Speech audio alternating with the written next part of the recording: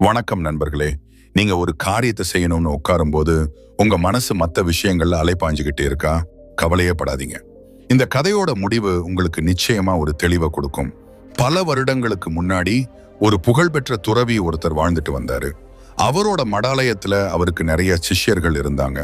அவரோட சிஷ்யர்களுக்கு மட்டுமல்ல, அந்த கிராமத்தில் இருக்க எல்லா மக்களுக்குமே அவர் ஒரு சிறந்த வழிகாட்டியா இருந்தாரு. அந்த ஊர் மக்கள் தங்களுக்கு என்ன பிரச்சனைனாலும் அவர்கிட்ட தான் வருவாங்க. இப்படி இருக்கிற சமயத்துல தான் ஒரு நாள் அந்த துறவிக்கு வயோதிகம் காரணமா உடல்நிலை சரியில்லாமல் போகுது.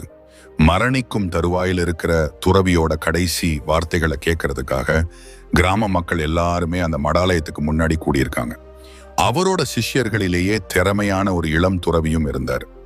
அவர்தான் இனிமே இந்த மடாலயத்தை நடத்த போறதா குருவான இந்த துறவி ஏற்கனவே அறிவிச்சிருந்தாரு. இப்போ மரண படுக்கையில் இருக்கிற இந்த துறவி அந்த இளம் துறவியை கூப்பிட்டு தன்னோட கடைசி அறிவுரைய சொன்னாரு. நல்ல ஞாபகம் வச்சுக்கோ, எந்த ஒரு சூழ்நிலையிலையும் உன் வாழ்க்கையில ஒரு பூனையை மட்டும் அனுமதிச்சிராத அப்படின்னு சொல்லிட்டு அந்த துறவி இறந்து போயிட்டாரு. ஆனா இந்த இளம் துறவி உட்பட இதை கேட்ட எல்லாருக்குமே அவர் என்ன சொல்ல வந்தாருன்னு புரியல. இறந்தவரோட இறுதி சடங்கெல்லாம் முடிச்சு அவரை நல்லபடியா அடக்கம் பண்ணிட்டு எல்லாரும் அவங்கவங்க வேலையை பார்க்க போயிட்டாங்க. ஆனா இந்த இளம் துறவி மட்டும் தன்னுடைய குரு சொன்ன அந்த வார்த்தைக்கான பொருள் என்னன்னு புரியாம வேலையே ஓடல. நான் எதுக்காக என் வாழ்க்கையில ஒரு பூனையை அனுமதிக்க போறேன்? சரி, அப்படியே ஒரு பூனை வந்தாதான் என்ன அப்படின்னு யோசிச்சு குழம்பிட்டே இருந்தாரு. அந்த மடாலயத்திலேயே ஒரு வயதான துறவியும் இருந்தாரு. அந்த தலைமை துறவியோட நெடுநாள் நண்பர். ஒருவேளை அவர்கிட்ட போய் பேசினா தன்னோட சந்தேகத்துக்கான பதில் கிடைக்கும் அப்படின்னு சொல்லி இந்த இளம் துறவி அவர்கிட்ட போய் கேட்டாரு. அதை கேட்ட அந்த துறவி, ஓ அதுவா, அதுக்கு பின்னாடி ஒரு பெரிய கதையே இருக்கு. ஒரு குருவோட வார்த்தைகளோட அர்த்தத்தை புரிஞ்சுக்கிறதுக்கு இந்த கதையோட அர்த்தத்தை நீ முழுசா கேட்கணும் அப்படின்னு சொல்லி அந்த கதையை சொல்ல ஆரம்பிச்சாரு. இப்ப இறந்து போன அந்த குரு தன்னோட குடும்ப வாழ்க்கையை விட்டுட்டு காட்டுக்குள்ள தன்னோட துறவு வாழ்க்கையை ஆரம்பிச்ச காலகட்டம் அது. அப்போ பக்கத்துல இருக்க கிராம மக்கள் தான் அவருக்கு வேண்டிய சாப்பாடு எல்லாம் கொடுத்துட்டே இருந்தாங்க. பெரிய படிப்பறிவும் வழிகாட்டுதலும் இல்லாத அந்த கிராம மக்கள் தங்களுக்கு ஒரு நல்ல குரு கிடைச்சிட்டதா நினைச்சு ரொம்பவே சந்தோஷப்பட்டாங்க. இந்த துறவிக்கு உடைமைன்னு சொல்லிக்கிறதுக்கு எதுவுமே இல்லை. ரெண்டு காவி உடைகள் மட்டும்தான் இருந்தது. அதனால அவங்க அந்த துறவிக்கு மூங்கில்ல ஒரு குடிசை ஒண்ணு அமைச்சு அவருக்கு வேணுங்கிற எல்லா வசதியும் செஞ்சு கொடுத்தாங்க. அதை ஏத்துக்கிட்ட அந்த துறவியும் அந்த குடிலையே வசிக்க ஆரம்பிச்சாரு.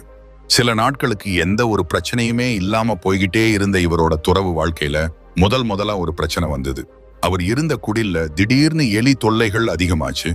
இவரும் என்னென்னமோ பண்ணி பார்த்தாரு. ஆனாலும் அந்த எலி தொல்லை தீர்ந்த பாடல்ல. ஒரு நாள் இவர் வச்சிருந்த 2 உடைகள்ல ஒரு உடைய இந்த எலி நல்லாவே கடிச்சு கொதறிடுச்சு. அதனால மாற்று துணி கூட இல்லாம கஷ்டப்பட்டாரு இந்த துறவி. இத பார்த்த அந்த கிராம மக்கள், ஐயா நீங்க ஏன் ஒரு பூனையை உங்க கூட வச்சுக்க கூடாது? பூனை இருந்தா எலி தொல்லை இருக்காது இல்லையா அப்படின்னு சொன்னாங்க. இவருக்கும் அந்த யோசனை சரின்னு படவும் அந்த கிராம மக்கள் கிட்ட இருந்தே ஒரு பூனையை வாங்கி வளர்க்க ஆரம்பிச்சாரு. பூனை வந்ததுக்கு அப்புறம் எலி தொல்லை கொஞ்சம் கொஞ்சமா குறைய ஆரம்பிச்சது. ஆனா அடுத்த சிக்கல் உருவாச்சு. அந்த பூனை வளர வளர அதுக்கு தேவையான உணவும் அதிகமாச்சு. என்னதான் காட்டுல கிடைக்கிறது அங்க இங்கன்னு சாப்பிட்டாலும் அதுக்கு அது போதுமானதா இல்ல. இது அந்த துறவிக்கு ஒரு பெரிய தலைவலியா போச்சு. உடனே அந்த கிராம மக்கள், ஐயா நீங்க சம்மதிச்சீங்கன்னா நாங்க உங்களுக்கு ஒரு பசுவை தரோம். அதிலிருந்து வர பாலை இந்த பூனைக்கு கொடுத்துட்டு நீங்களும் பயன்படுத்திக்கலாம்ல அப்படின்னு சொல்ல அதுக்கு துறவியும் சம்மதிச்சாரு. அதுக்கு அடுத்த நாளே அவரோட குடிலுக்கு ஒரு பசுவும் வந்தது.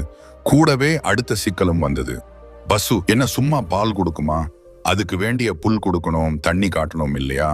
இதனால இந்த துறவிக்கு வேலைகள் அதிகமாகிக்கிட்டே இருந்தது. அந்த மாட்டை மேய்ச்சலுக்கு கூட்டிட்டு போறதும் தினமும் பக்கத்துல இருக்க கிராமத்துக்கு போய் அதுக்கு தேவையான வைக்கோலை எடுத்துட்டு வர வேண்டியதும் இருந்தது. இது பார்த்த அந்த கிராம மக்கள், அடடா இது என்னது, ஒரு துறவி போய் இந்த புல்லுக்காகவும் வைக்கோலுக்காகவும் அலையணுமா? இது நல்லாவா இருக்கு அப்படின்னு அவர் மேல ரொம்ப அனுதாபப்பட ஆரம்பிச்சாங்க. அதுக்கு அந்த துறவி, நான் வேற என்னதான் பண்றது? இந்த பசு பூனை இது 2யுமே நான் தானே வளர்க்கிறேன். அப்ப அதை பட்டினியா போட முடியுமா அப்படின்னு கேட்க அங்கிருந்த ஒரு பெரியவர், எங்க கிராமத்துல எனக்கு தெரிஞ்ச ஒரு விதவை பொண்ணு இருக்கா. ரொம்ப நல்ல பொண்ணு. வேலையெல்லாம் ரொம்ப பிரமாதமா பாப்பா. அவளுக்கு சொந்த பந்தம்னு சொல்லிக்கிறதுக்கும் யாரும் இல்லை. உங்களுக்கு ஆட்சேபனை இல்லைன்னா இந்த மாட்டை பாத்துக்கிற வேலையெல்லாம் அவளே பாத்துக்குவா.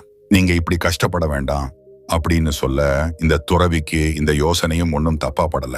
அதனால அதுக்கும் சம்மதிச்சாரு. அடுத்த நாளே அந்த பொண்ணுக்கு குடில் பக்கத்திலேயே ஒரு இடம் ஒதுக்கப்பட்டுச்சு.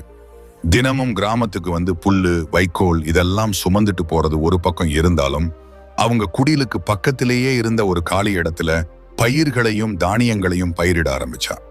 தான் நலனுக்காக நிலத்துல கடுமையா உழைக்கிற அவளை பார்த்து பரிதாபப்பட்ட துறவி அடுத்த நாளிலிருந்து தானும் அந்த நிலத்துல இறங்கி வேலை செய்ய ஆரம்பிச்சாரு. அவங்க 2 பேரோட உழைப்பின் பலனா சில நாட்களிலேயே பயிர்களும் வளர ஆரம்பிச்சது. இந்த துறவிக்கு தேவையான உணவுப் பொருட்களை கிராம மக்கள் கிட்ட இருந்து வாங்காம அவங்க அறுவடை பண்ண தானியங்களை பயன்படுத்தி அவளே சமைச்சு போட ஆரம்பிச்சா. நாளடைவுல இந்த துறவி சராசரி மனுஷனா குடும்ப வாழ்க்கையவே வாழ ஆரம்பிச்சிட்டாரு. சில மாதங்கள்ல அவருக்கு ஒரு குழந்தையும் பிறந்தது. அப்புறம் ஒரு கட்டத்துல தன்னோட வாழ்க்கைய பத்தி சிந்திக்கும் போதுதான் அவருக்கு ஒரு உண்மை புலப்பட்டுச்சு. நம்ம என்ன நோக்கத்துக்காக இந்த கிராமத்துக்கு வந்தோம், இப்ப என்ன பண்ணிட்டு இருக்கோம் அப்படிங்கிறது ஒரு பெரிய கேள்விக்குறியா நின்னுச்சு. என்னோட குடும்பத்தை விட்டுட்டு ஒரு துறவற வாழ்க்கையை தேடி வந்தனா, எந்த வாழ்க்கைய வேணாம்னு உதறிட்டு வந்தனோ, இப்ப அந்த வாழ்க்கையவே வாழ்ந்துட்டு இருக்கேனே, நான் ஏன் இப்படி தடம் மாறி போனேன் அப்படின்னு சொல்லி ரொம்பவுமே மனசு நொந்து போனாரு. அதுக்கப்புறம் என்ன, அவரை பார்த்து பரிதாபப்பட்ட அதே அந்த கிராம மக்கள் இப்ப கேலியும் கிண்டலுமா பேச ஆரம்பிச்சுட்டாங்க. அதையெல்லாம் பொறுத்துக்க முடியாம அந்த இடத்தை விட்டு வேற ஊருக்கு வந்துட்டாரு. சில வருஷங்கள் கழிச்சு அவர் பிள்ளைகள் வளர்ந்ததுக்கு அப்புறம் குடும்பத்துக்கு தேவையான எல்லாத்தையும் பண்ணிட்டு திரும்பவும் துறவு வாழ்க்கைக்கு வந்துட்டாரு. தம்பி, உன் வாழ்க்கையில பூனைய மட்டும் உள்ள அனுமதிக்காது அப்படின்னு உன்னோட குரு சொன்னது நிஜ பூனைய இல்ல. உன்னோட குறிக்கோளை நோக்கி நீ போகும்போது அதுல வரக்கூடிய இடையூறுகளை, கவன சிதறல்களை, இந்த மாதிரி விஷயங்களை உள்ள விடாதன்னு சொன்னாரு. ஒரு தடவை அதுக்கு நீ இடம் கொடுத்துட்டா போதும். இந்த மனசு இருக்கே, அது உன்னை சும்மா விடாது. உன்னோட குறிக்கோளே மறந்து போற அளவுக்கு அது அலை பாய ஆரம்பிச்சிடும்.